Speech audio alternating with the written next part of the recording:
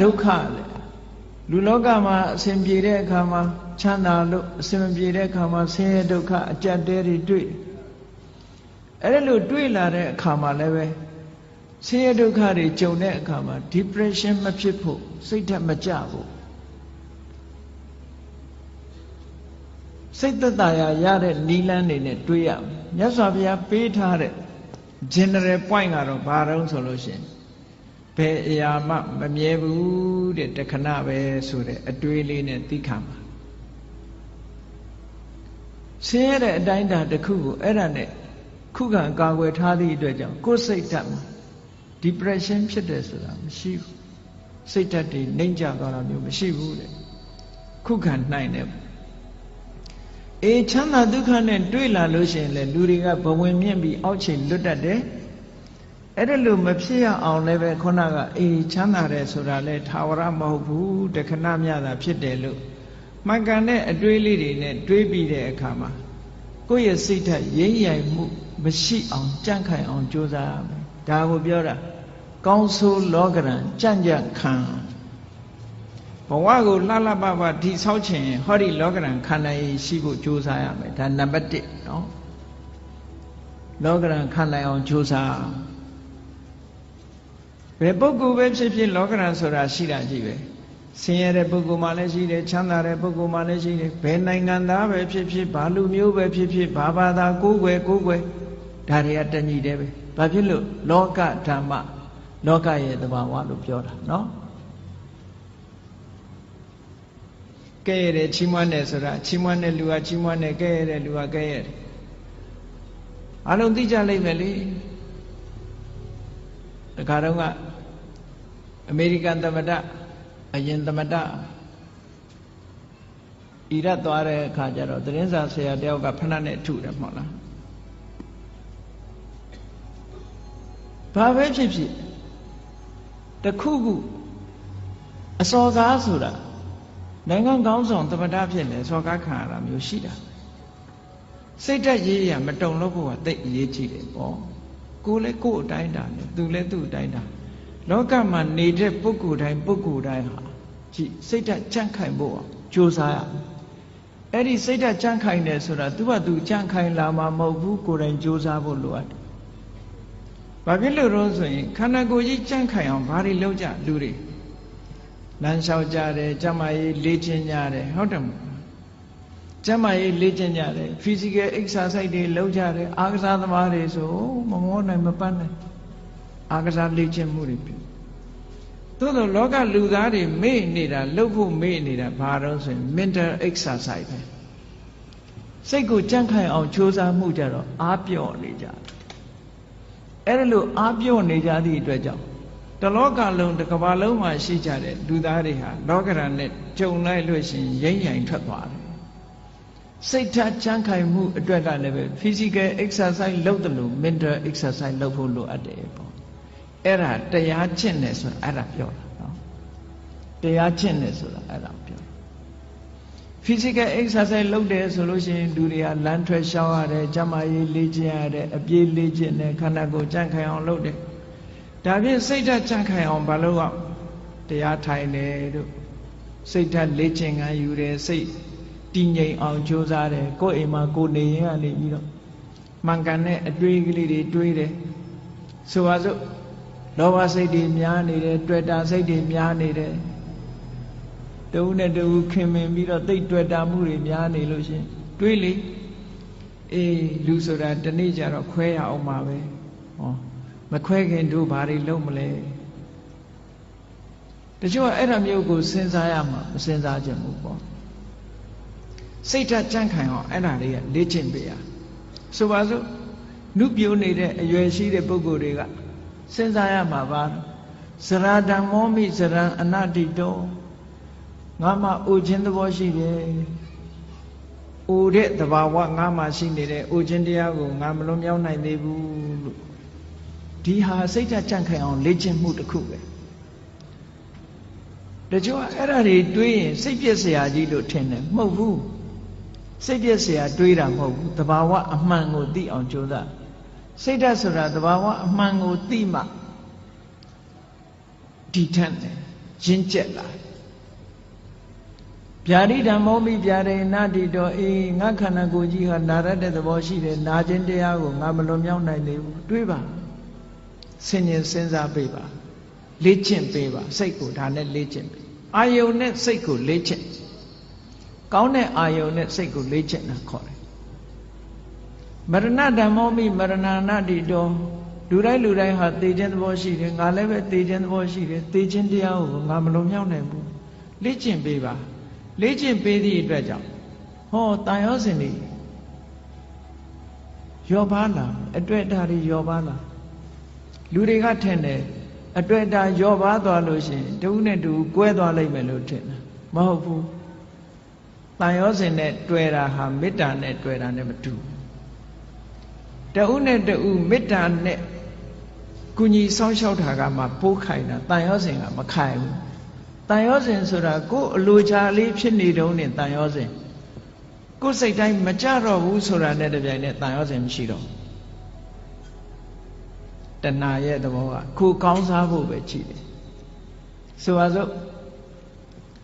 သားသမီးတွေကိုမိဘတွေကချစ်တယ်နဲ့ပြောကြတယ်သားသမီးချစ်တာလားကိုချစ်တာလားသေချာဆန်းစစ်ကြည့်အများကတော့ဖြေလိုက်မယ်သားချစ်တယ်သမီးချစ်တယ်ပေါ့ဒါဖြင့်အဲ့ဒီသားသမီးကိုဘာကြောင့်ချစ်နေတာတုံးလို့မေးလိုက်လို့ရှိရင်ဒီသားသမီးလေးကိုကြည့်ပြီးတော့ကိုယ်စိတ်ထဲမှာစိတ်ချမ်းသာနေတယ်အာကိုနေတယ်ယုံကြည်နေတယ်ငါသက်ကြီးရင်ငါသားလေးကငါဆောင်ရှောက်မှာပဲငါသမီးကငါဆောင်ရှောက်မှာပဲနဲ့ဟောအာကိုမှုတွေတွေ့တာမှုတွေအဲ့ဒီလိုမျောလင်းချက်ကလေးတွေနဲ့ထင်အဲ့ဒီသားသမီးကကိုယ့်ကိုဒုက္ခပေးလာပြီဆိုရင်မိဘတွေမလုပ်ကြတော့အိမ်ကနေနှင်ချပြီးအမွေပြတ်ကြော်ညာကြတယ်မဟုတ်လားအဲ့ဒါဖြင့်အဲ့ဒီသားသမီးကိုချစ်တယ်ဆိုတာဘာကိုချစ်တာတုံးလို့မေးလို့ရှိရင်ကိုယ့်ရဲ့ပျော်ရွှင်မှုကိုဖျက်ဆီးလာပြီးကိုယ့်ရဲ့ဘဝကိုထိခိုက်လာပြီးဆိုလို့ရှိရင်အဲ့သားသမီးမချစ်တော့အဲ့ဒါကိုကြည့်မယ်ဆိုရင်မိဘတွေကတကယ်ချစ်တယ်ဘာကိုချစ်တာတုံးဆိုကိုယ့်ဘဝကိုချစ်တာပဲကိုယ့်ဘဝကိုထိပါလာပြီးနှောင့်ယှက်လာပြီးဆိုရင်လက်မခံတော့ဘူးလေချစ်လာပါတယ်ဆိုတော့ဇနီးမောင်နှံတွေ divorce လုပ်ကြတယ်၊ကွာရှင်းကြတယ်။ဘာဖြစ်လို့ပြောကြတဲ့အခါမှာစိတ်သဘောထားချင်းမတိုက်ဆိုင်လို့ဆိုလိုတာကသူစီကကိုပျော်ရွှင်မှုမရဘူးကိုစီကသူပျော်ရွှင်မှုမရဘူးကိုရဲ့ပျော်ရွှင်မှုတွေဆုံးရှုံးကြတယ်အဲ့ဒီဆုံးရှုံးတာကိုမကြိုက်တာပဲအမှားတကယ်အနိတ္တရာကိုလိုက်ရှာကြည့်လို့ရှိရင်မြတ်စွာဘုရားကဒါကြောင့်မို့ဟောတာအတ္တသမံပေမနတ္ထိကိုချစ်တာလောက်တခြားကိုအချစ်နဲ့တူတဲ့အချစ်ဆိုတာမရှိဘူးလို့ဒီလိုပြောတာဒါတကယ်ကိုအစစ်အမှန်ကိုဟောဒါကြောင့်မို့လို့မေတ္တာဆိုတာကတော့အဲ့ဒါမျိုးမဟုတ်ဘူးတဏှာကရယူလို့တယ်ခံစားလို့တယ်ဒါတဏှာချစ်မေတ္တာချစ်ဆိုတာကအဲ့ဒါမျိုးမဟုတ်ဘူးသူများအတွက်ပေးဆက်ခြင်းမေတ္တာချစ်ကသူများအတွက်ပေးဆက်တယ်တဏှာကကိုယ့်အတွက်မေတ္တာကသူ့အတွက်လှုပ်တာကပို့ပြီးတော့ခိုင်မြဲတယ်တဲ့ဘာဖြစ်လို့တော့ဆိုစဉ်းစားရတယ်သူ့အတွက်စဉ်းစားတာကိုယ့်အတွက်မစဉ်းစားဘူးဟိုတစ်ဖက်ကလည်းမေတ္တာနဲ့ဆိုရင်သူ့အတွက်စဉ်းစားတယ်ကိုယ့်အတွက်မစဉ်းစားဘူးအဲ့ဒီတော့သူ့အတွက်ဆင်ပြေးနေလို့ရှိရင်ဟောမကွဲမကွာဖြစ်တာပေါ့ဟိုလူကလည်းငါအတွက်စဉ်းစားတယ်ဟိုလူကလည်းငါအတွက်စဉ်းစားတယ်နှစ်ဦးကိုယ့်အတွက်ကြီးပဲစဉ်းစားတယ်လိုဘဖြစ်နေတဲ့အချိန်မှာတော့ကိုယ့်အတွက်ဖြစ်နေရင်ခြေနှက်တယ်ကိုယ့်အတွက်မဖြစ်တာနဲ့တပြိုင်တည်းခွဲကြရောအဲ့တော့မေတ္တာချစ်နဲ့တဏှာချစ်တခြားနည်းနဲ့ပြောမယ်ဆိုလို့ရှိရင်မေတ္တာချစ်ကအေးမြပြီးတော့တဏှာချစ်ကပူလောင်နေတဏှာရဲ့နောက်ွယ်မှာဘာတွေလာတော့ဆိုတောကဆိုတာရောက်လာစိုးရိမ်တာတွေပူဆွေးတာတွေဒါတွေဖြစ်လာမေတ္တာရဲ့နောက်ကမှဒါတွေလုံးဝမရှိဘူးအေးချမ်းနဲ့တည်ငြိမ်နဲ့ဆိုတာတွေဖြစ်တယ်ဒါကြောင့်မို့မေတ္တာနှလုံးသားနဲ့ချစ်နိုင်အောင်ကြိုးစားအဲ့ဒါပို့ပြီးတော့ခိုင်မြဲတယ်စိတ်ဓာတ်ကြံ့ခိုင်မှုနဲ့ပတ်သက်ပြီးတော့ဒါကိုမြတ်စွာဘုရားကလောကရန်နဲ့ကျုံလာပြီဆိုလို့ရှိရင်ကြံ့ကြံ့ခံနိုင်အောင်လေ့ကျင့်ရစိတ်ဓာတ်ကိုလေ့ကျင့်ပေးရမယ် လေ့ကျင့်တယ်ဆိုတဲ့နေရာမှာဘာနဲ့လေ့ကျင့်သမထကျင့်စဉ်တစ်ခုကိုကျင့်တာလဲဒါလေ့ကျင့်တာပဲ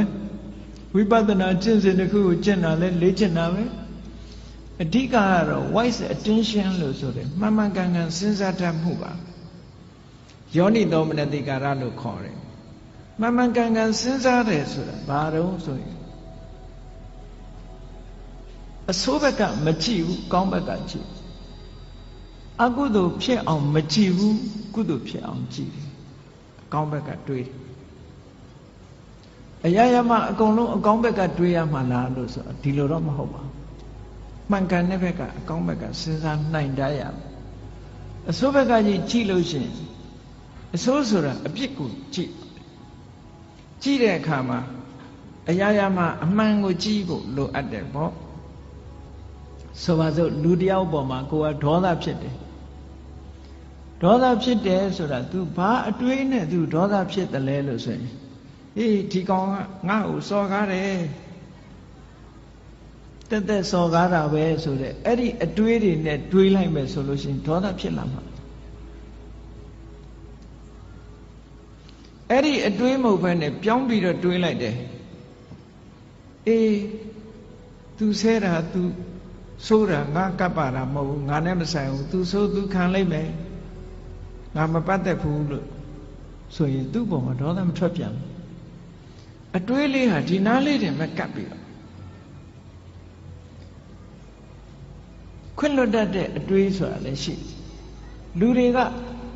ကိုကြတော့ခွင့်လွတ်တယ်သူများကြတော့ခွင့်မလွတ်ဘူးဆိုတာလောကမှာထင်ရှားတယ်နော်ကိုကြောင့်ဖြစ်လို့ရှိရင်မတော်တဆလို့ပြောတယ်သူများကြောင့်ဖြစ်လို့ရှိရင်နမောနမဲ့လို့ပြောတယ်တကယ်ကိုအဲ့ဒါလို့ဖြစ်တယ်နော်သူများကြောင့်တစုံတစ်ခုဖြစ်သွားရင်ဟာဒီလူကနမောနမဲ့နေလို့ဖြစ်တယ်ကိုကြောင့်ဖြစ်ရင်တော့မတော်တဆ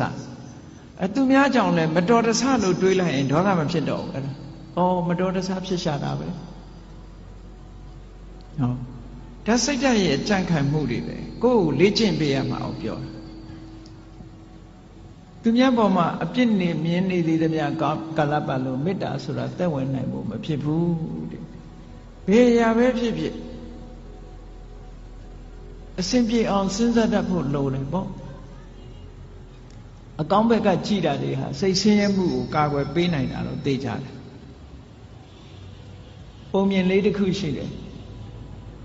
မြေထားမောင်းတဲ့မြေထားမောင်းသမားတစ်ယောက် engine driver မြေထား driver တစ်ယောက်ဘယ်တော့ဖြစ်ဖြစ်သူကအကောင်းဘက်ကကြီးပဲပြောတယ်အဆိုးဘက်ကဘယ်တော့မှမကြည့်ဘူးကောင်းဘက်ကကြီးပဲပြောလို့ရှိတယ်တနေ့ကျတော့ဘာဖြစ်တုံဆိုမတော်တဆသူ accident ဖြစ်တယ်ဆေးရုံတင်လိုက်ရဆေးရုံတင်လိုက်ရတော့ခြေထောက်တစ်ဖက်ဟာမြေထားကျိတ်ပြီးတော့အမတန်အခြေအနေဆိုတော့ခြေထောက်တစ်ဖက်ဖြတ်ရမယ်ကိန်းရောက်သွားအဲ့ဒီမှာသူ့မိတ်ဆွေတွေကသတင်းသွားမေးတယ်မေးရင်သူ့ကိုပြောတာမင်းဘယ်တော့မှဆိုအကောင်းဘက်ကကြီးပဲပြောတယ်အကောင်းကြီးပဲမြင်တယ်မင်းဒီတစ်ခါမင်းကိုမင်းဖြစ်တဲ့အခါအကောင်းမြင်နိုင်အောင်မလားပေါ့အကောင်းမြင်နိုင်အောင်မလားမင်းကိုယ်တိုင်ခြေထောက်တစ်ဖက်ဖြတ်ရတော့မင်းဘယ်လိုလုပ်အကောင်းမြင်မလို့ဆိုအဲ့ဒီလူကပြုံးပြီးတော့ဗာပြောတော့ဆိုလို့ရှိရင်တငယ်ချင်းတို့တဲ့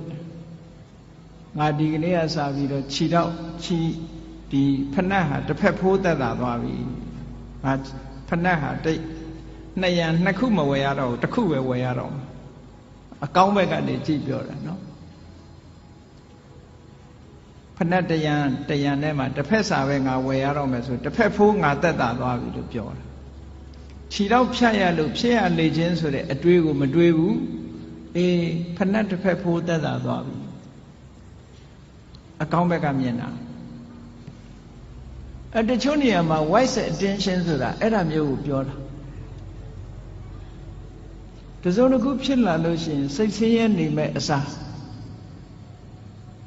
အကောင်းဘက်ကလှည့်တွေးပြီးတော့လှုပ်တဲ့လှုပ်ထိုက်တာလှုပ်အောင်ဒါပြောတာနော်လှုပ်တဲ့လှုပ်ထိုက်တာစိတ်ပူပန်တာနဲ့လှုပ်တဲ့လှုပ်ထိုက်တာဆိုတာနဲ့တခြားစီတချို့ကမကောင်းတာဖြစ်ပြီဆိုလို့ရှိရင်စိတ်ထဲကပူပန်ပြီးတော့ဘာလို့မှမသိညာလို့မှမသိစိတ်တွေဆင်းရဲပြီးတော့အဲ့ဒါလိုနေတယ်အဲ့ဒါလိုမဟုတ်ဒါအဖြေမဟုတ်ဘူး အဖြစ်မဟုတ်ဘူးစိတ်ပူပန်နေမဲ့အစား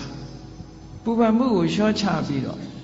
ဘာလို့သင့်တယ်ဆိုတာကိုစဉ်းစားဖို့ပဲလိုအပ်တယ်ဟောတာစိတ်ရဲ့စွမ်းရည်တွေကိုဒီလိုလေ့ကျင့်ပြရမယ်လို့ပြော